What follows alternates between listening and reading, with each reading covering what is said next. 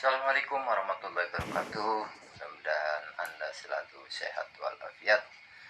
Berikut ini adalah pendapat analis politik Adi Parjitno tentang banyaknya artis yang dijadikan tim sukses untuk mendulang suara pada Pilkada 2024 ini, baik untuk Gubernur Jakarta maupun Gubernur di Banten dan tempat-tempat lainnya.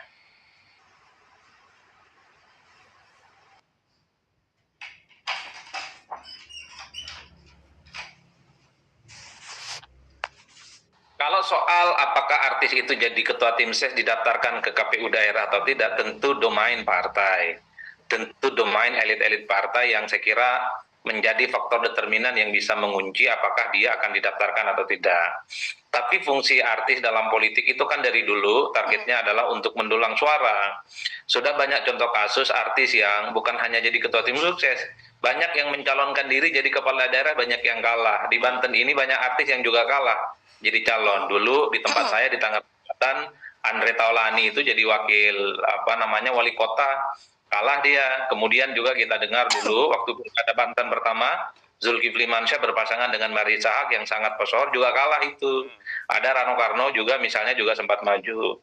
Yang ingin saya katakan adalah artis itu memang diyakini bahwa pesona popularitasnya itu akan bisa diwariskan kepada kandidat yang akan diusung, bahwa pendukung-pendukung dan pencinta Raffi Ahmad di Banten itu diharapkan akan menjadi sumber energi untuk bisa mendukung Pak Andra Soni dan Pak Dimyati Nakatusuma untuk memenangkan pertarungan di Banten.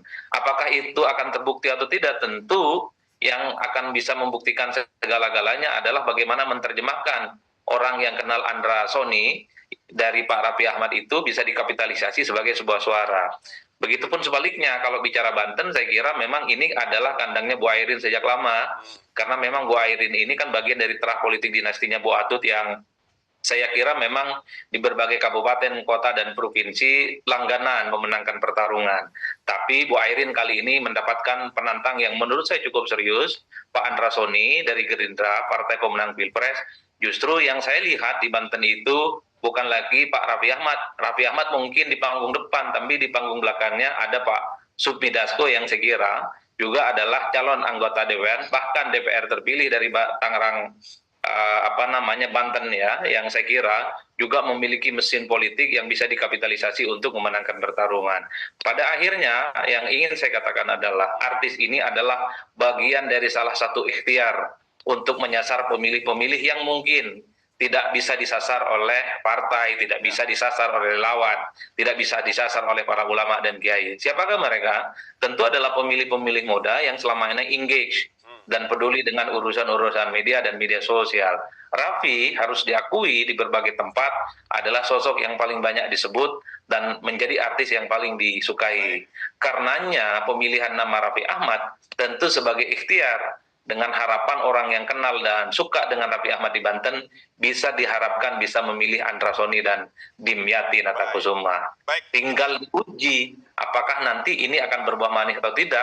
Saya masih cukup meyakini bahwa door to door campaign, datang langsung ke masyarakat, diyakinkan mereka, dipeluk hati dan pikirannya, siapa yang kuat dialah yang kemudian akan memenangkan pertarungan. Kalau Raffi Ahmad juga melakukan hal ini, door to door campaign, mendekati masyarakat, orang yang kenal dan suka dirinya, dirangkul dan diajak di TPS, bukan tidak mungkin. Ini akan menjadi energi yang bagus.